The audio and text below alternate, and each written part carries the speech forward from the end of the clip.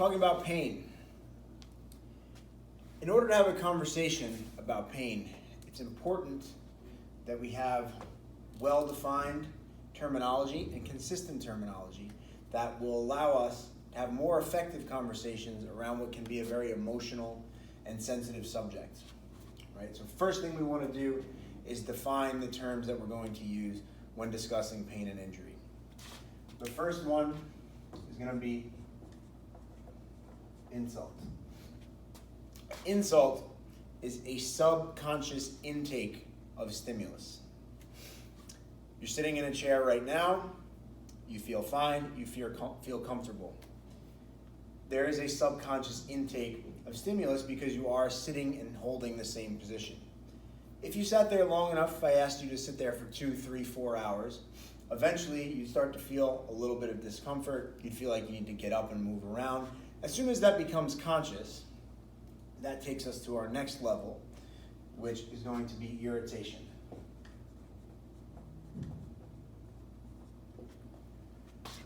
Irritation can be painful, can be considered painful, or it can be just something that you consciously feel. I feel something here. This hurts. I can still move, but I'm feeling this, right? As soon as it goes from subconscious to conscious, we're now looking at irritation. So insult, subconscious,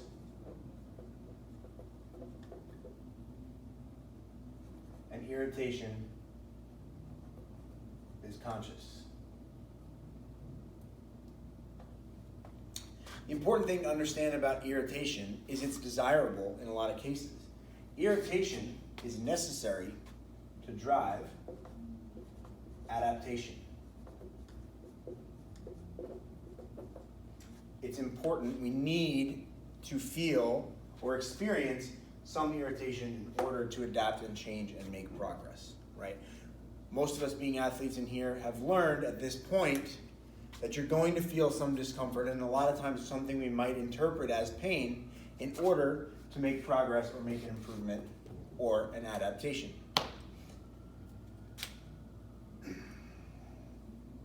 Once we get beyond irritation is where we start talking about injury. Before we talk about that, let's talk about what pain actually is. How are we going to define pain? Because that's going to make a difference on how we determine injury. Pain is the negative emotional response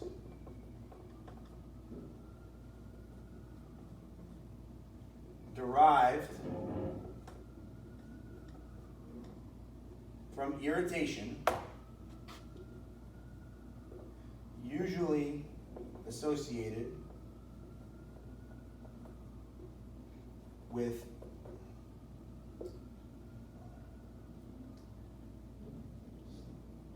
uncertainty. Pain is a negative emotional response derived from irritation, usually associated with uncertainty. Those are a number of important points here we have to think about, right? Uncertainty is usually tied to this, and it's a negative emotion. How many of you guys have ever hit your funny bone on your elbow really hard? Right? We all know that feeling. It's extremely painful. But when it happens, we might make some noise, we might shake our arm out, we might rub it, but we know it's going to be fine if we wait like 30 seconds to a minute. We're not freaking out. The pain level is actually a lot higher than the reaction that we have because there's no uncertainty to it. We've done this before.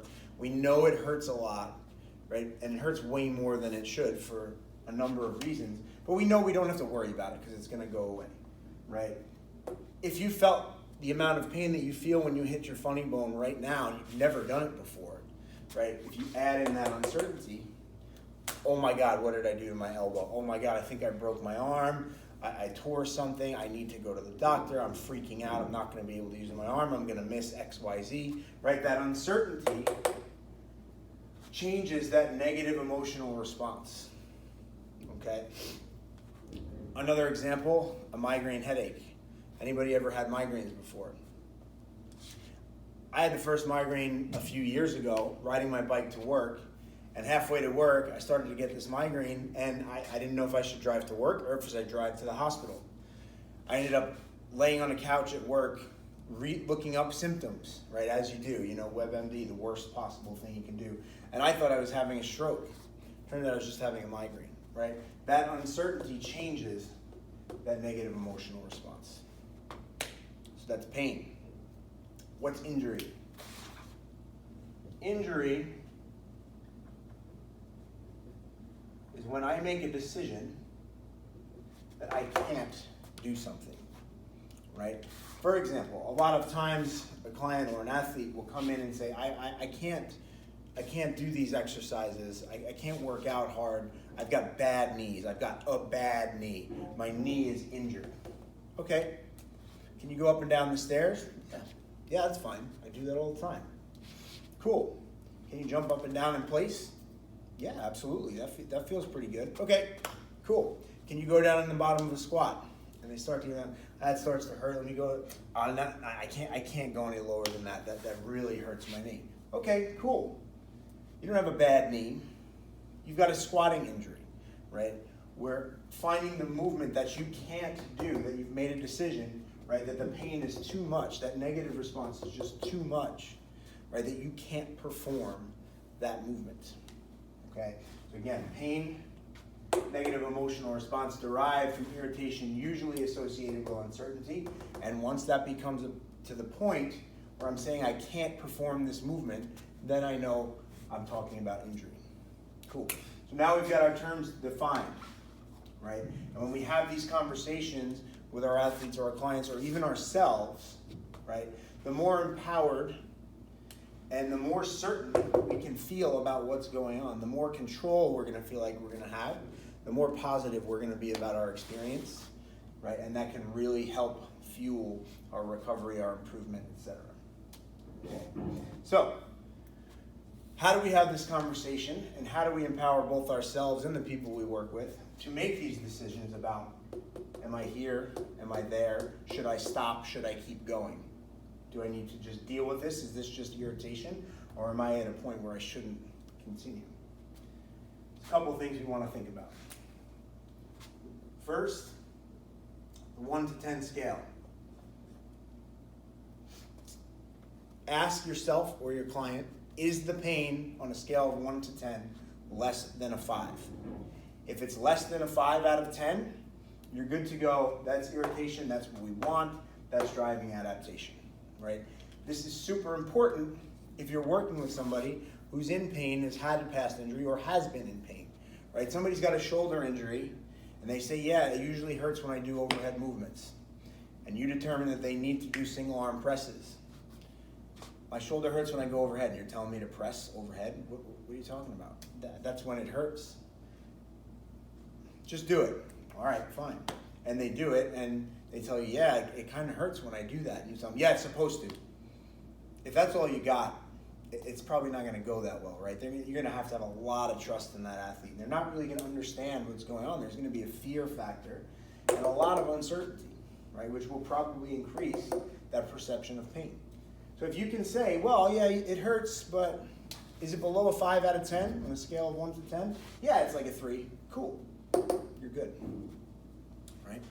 Cool. Next step. Does it get worse as you go? Or does it stay the same or get better, right? As you're performing those reps. You do that first press, it kind of hurts my shoulder. It still kind of hurts my shoulder.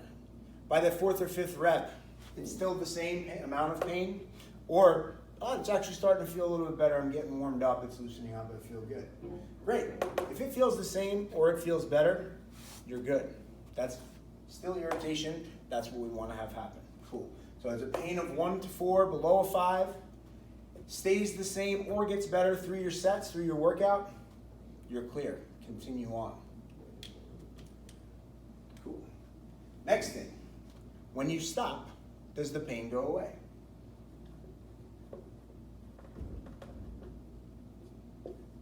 Right? If you are going through your set, you've got a pain that's below a 5, it stays the same, or gets a little bit better as I'm going through. And as soon as I stop doing the movement, it goes away. Cool, great, we're good. If you stop doing the movement and you're like, wow, it still hurts. I think I did something there. It's still bothering me just as much as it was when I was doing it. Then we need to stop. We need to change something. Okay, so we've got these 3 things so far. Finally,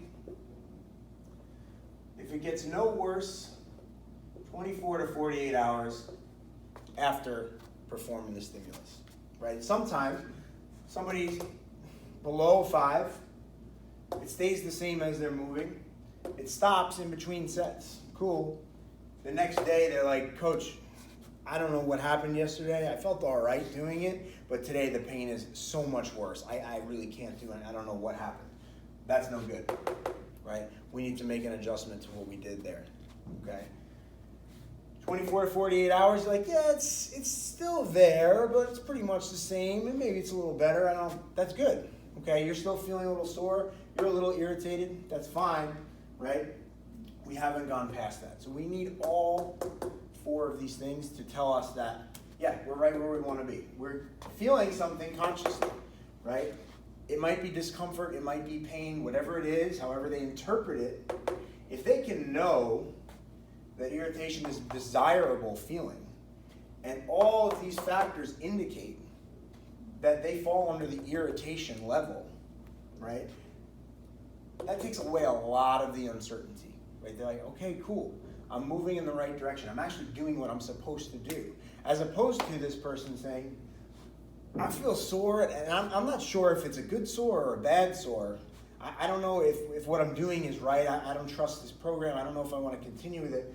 Having these defined terms and this defined system and being able to educate yourself and your athletes on this creates that empowerment, creates that control, and creates that clarity that removes the uncertainty that would create a higher perception of pain, that negative emotional response, and just makes the conversation and the experience that much easier and more effective.